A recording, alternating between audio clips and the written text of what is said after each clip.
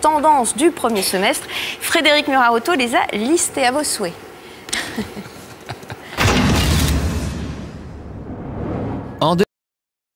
La fin du monde, mais en regarder les principaux films qui vont sortir, ça sera surtout la fin de la prise de risque pour les grosses majors. Remake, suite en tout genre, la nouveauté a un goût de déjà-vu.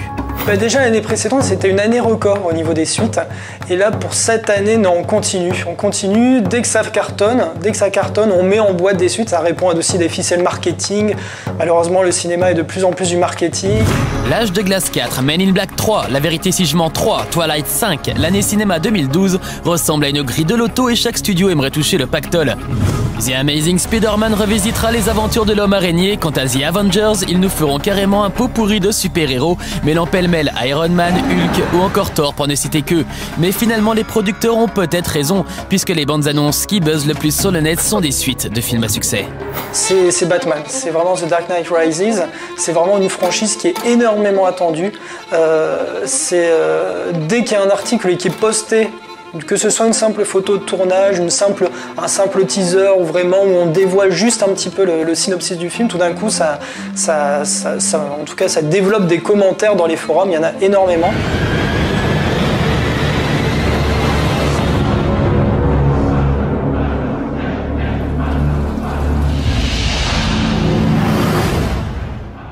La vérité si je mens 3, on l'a mis une semaine en homepage et ça a fait plus d'1 million de visionnages de bande-annonce, ce qui est un chiffre très honorable. Yalla!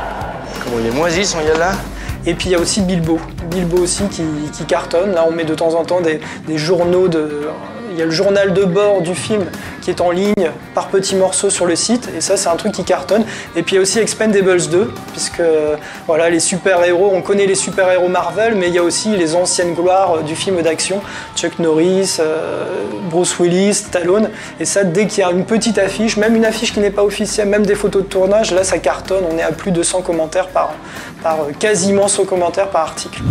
Pire, les studios ressortent leur vieux pot du placard. Le Roi Lion, Star Wars épisode 1 et Titanic sont gonflés à la 3D et sont parmi les plus gros événements de l'année et 2 adaptations de Blanche-Neige vont s'opposer sur les écrans. Finalement, les films les plus ambitieux sont à attendre du côté des réalisateurs de renom. Spielberg, après Tintin, nous revient avec Cheval de guerre et on attend avec impatience l'adaptation de la série Dark Shadows de Tim Burton avec son acolyte Johnny Depp.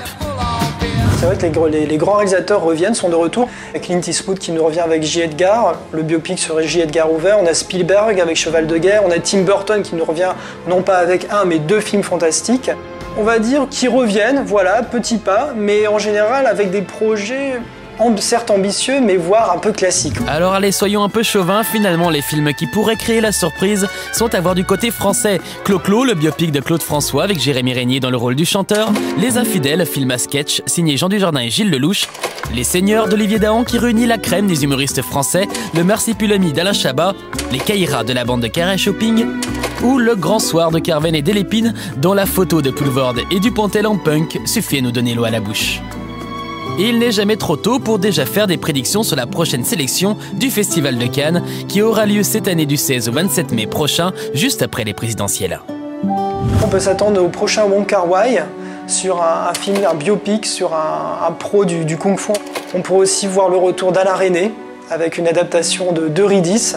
Pourquoi pas voir Yvan Attal y présenter sa prochaine réalisation avec François Cluzet, ça c'est peut-être possible. Il y a aussi le Cosmopolis de David Cronenberg, Anneke, dont son film sur le 3e âge, un film très dur, très éprouvant avec Jean-Louis Trintignant qui s'appelle Amour, paradoxalement, qui devrait peut-être sortir à l'approche de Cannes.